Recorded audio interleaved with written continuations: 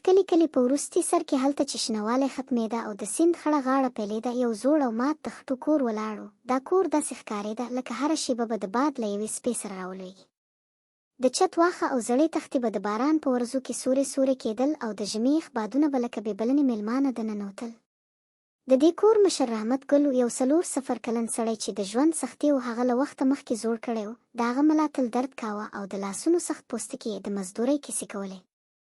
د هغه مېرمن رابعه بیبي وه یوه زړوره او صابره ښځه چې مخ یې د تکلیف سره د نور او پاکۍ ځلا لرله. هغه د کور د امید ستنه وه. دوی 2 ماشومان لرل، شیرزاد یو کلن جدي او خاموش هلک او ګلنار یوه 9 کلنه معصومه نجلۍ چې خندا یې د کور تیاره فضا روښانه کوله. د نومبر سړې ورځې راغلې وې. د کلي په شتمنو کورونو کې لوی اورونه بل وو او د خوړو خوشبويي به په کوڅو کې خپرېده، خو د رحمت ګل کور ته یوازې چوپتیا او لوږه رسېدله. هغه څو ورځې د کار په لټه کې ګرځېدلی او خو لاس خالي راستون شوی و. یوه سړه ماښام چې لمر د غرونو شاته پټېده، رحمت ګل تشلاس کور ته راغی. د هغه ستړی مخ هر څه ویل. شیرزاد ترې وپوښتل: ابا نن هم څه کار پیدا نه شو؟ رحمت یوازې سر ټیټ کړ. ګلنار چې له لوږې کمزوري شوی و وژړل: مورې زه وږی یم. ایا نن هم چولۍ نه بلېږي؟ د رابعې زړه ټپې شو، خو هغې خپل اوښکې ونیولې او نجلۍ په غېږ کې ونیوله. زما جانه لا ډېر لوی دی، سبا به ښه شي. شپه شوه، باران پیل شو او د کور له چت څخه اوبه څڅېدې. رحمت ګل یو زوړ لوښی کېښود چې کور خټه نه شي. د باران ټپ ټپ غږ د شپې چوپتیا نور هم درنه کړه. رابعه خپل زوړ شال پر ماشومانو واچاوه او خپله په سړه ځمکه ناسته وه. کله چې ماشومان ویده شول، هغې ستن او تار راواخیستل او ټوله شپه یې د خلکو زړې جامې ګنډلې څو لږ پیسې پیدا کړي. د هغې لاسونه له یخنۍ لړزېدل، خو د مور مینې هغه نه پرېښودله. د دسمبر په منځ کې حالت لا خراب شو.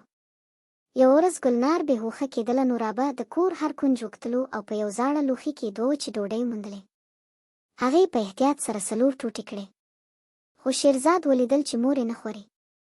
هغه وویل: مورې ته ولې نه خورې؟ رابعه موسکا وکړه: زویه زه مړه یم، تاسې وخورئ. خو شیرزاد پوه شو. هغه خپله برخه نیمه کړه او مور ته یې ورکړه.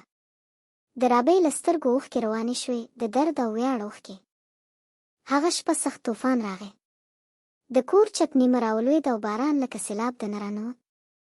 رحمت ګل او رابعه ماشومانو ته سپر شول. رابعې په لړزېدونکي غږ د صبر کیسې کولې، الله به اساني راولي.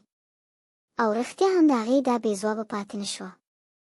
بله ورځ رحمت ګل د کلي نه بهر د کروندو خواته ولاړ. هلته د کلي لوی خان حاجي ګل محمد هغه راوغوښت.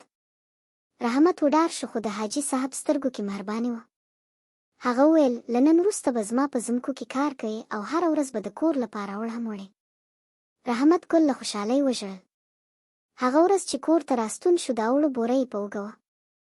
شیرزاد دا ولیدل، سترګې روښانه شوې. ګلنار لاسونه وپړکول. رابعه د شکر اوښکې توی کړې. چولۍ بل شو. که څه هم دال نری و، خو خوښي ژوره وه.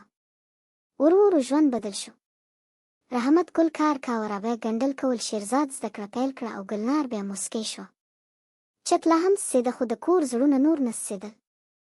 یوه شپه باران بیا راغی، خو دا ځل د اوبو غږ ویره نه بلکې هیله وه. رابعې ماشومانو ته ویل: الله موږ مات نه کړل، یوازې صبر را زده کړه. شیرزاد ویل: مورې زه به لوی شم او تا به هېڅکله وږې پرېږدم. رابعې په مینه د هغه خوله ونیوله: نه زویه، ته لا ماشوم یې. الله به خپله لارې پرانیزي. کلونه تېر شول. روزي زیاته شوه، ژوند ښه شو، خو د ماشومانو معصومیت پاتې شو. د چاندني کلي خلک به ویل: دا هغه کور ده چې یو وخت پکې چولۍ سړه وه، خو زړونه یې لا ډک وو. او دا د ژوند لوی درس و. شتمني ورو راځي، خو د مور صبر، د پلار زیار او پر الله باور هېڅکله انسان نه ماتوي.